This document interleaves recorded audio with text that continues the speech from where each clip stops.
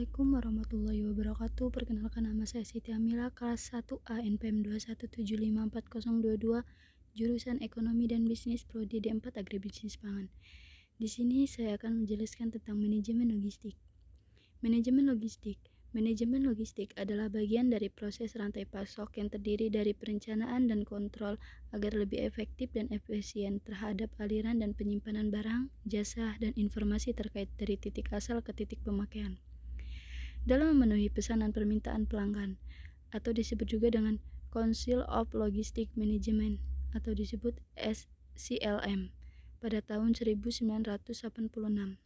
Manajemen logistik adalah sistem terintegrasi yang mengakomodasikan keseluruhan proses di organisasi atau perusahaan dalam mempersiapkan dan menyampaikan produk jasa kepada konsumen.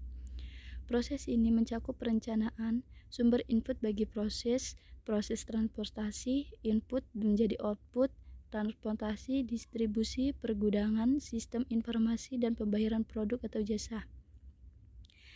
Sampai produk atau jasa tersebut dikonsumsi oleh konsumen serta layanan pengembalian produk atau jasa. Fungsi-fungsi utama sistem logistik. Berikut adalah gambar yang menunjukkan fungsi-fungsi utama dari sebuah sistem logistik, yaitu ada persediaan, transportasi, pergudangan, dan sistem informasi. Nah, di sini ada gambar fungsi-fungsi utama sistem logistik. Yang pertama persediaan, transportasi, pergudangan, dan sistem informasi. Selanjutnya itu ada unit, manufaktur, dan jasa. Unitnya pemasok, manufakturnya penyediaan bahan baku, dan jasanya penyediaan tenaga kerja terampil.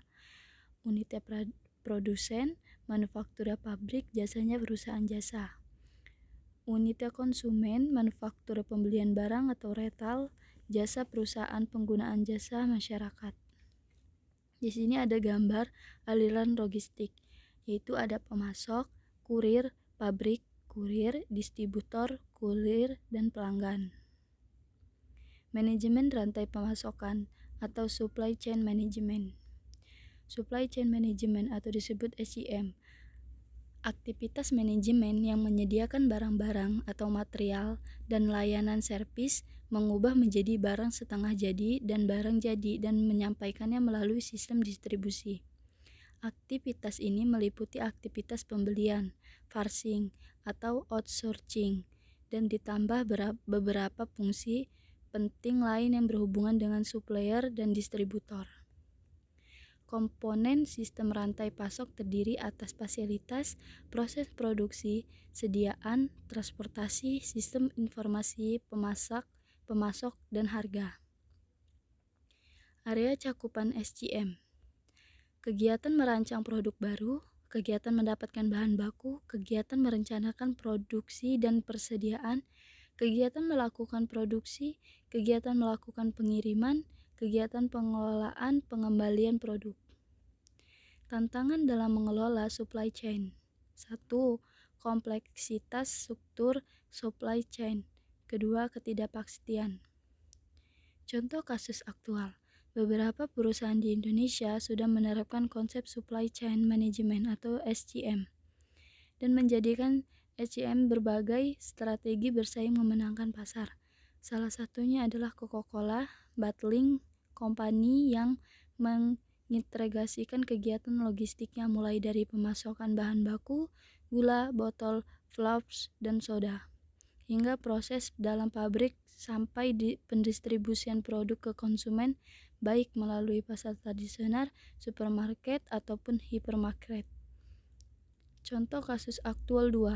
Di distribusi furnitur, Olympic cukup berhasil dalam penerapan SCM. Sebelumnya, informasi berjalan lambat sehingga berimbas pada keterlambatan dalam mengambil keputusan. Akibatnya inventory naik. Setelah menginvestasikan SCM dan mengembangkan ERP dan online system, Olympic dapat menekan biaya komunikasi hingga sebesar 50%. Tingkat inventory yang tadinya 2 bulan menjadi 1 bulan, biaya turun hingga Rp 40 miliar per bulan. Nilai penjualan meningkat 170% selama tahun 2000 sampai 2002. Selain itu, sistem antar bagian menjadi terpadu laporan lebih cepat, dan kontrol ke cabang. Kasus aktual lain yaitu Amazon, toko buku Gramedia, Indomaret Retailer, dan T-Botol Sosro. Tugas BPP halaman 72 yaitu tugasnya jelaskan pengertian manajemen logistik agribisnis.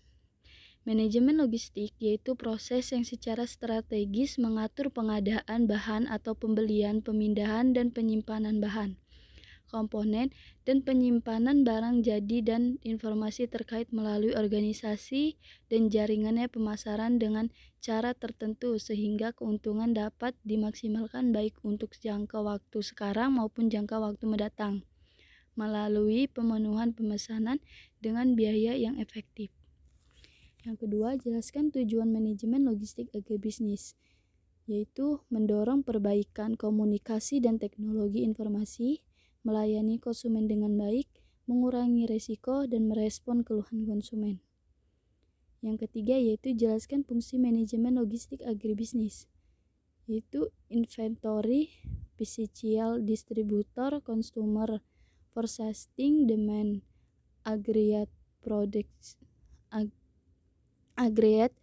production planning, master products, scheduling, dan parsing. Cukup sekian dari saya. Wabillahi taufiq walhidayah. Wassalamualaikum warahmatullahi wabarakatuh.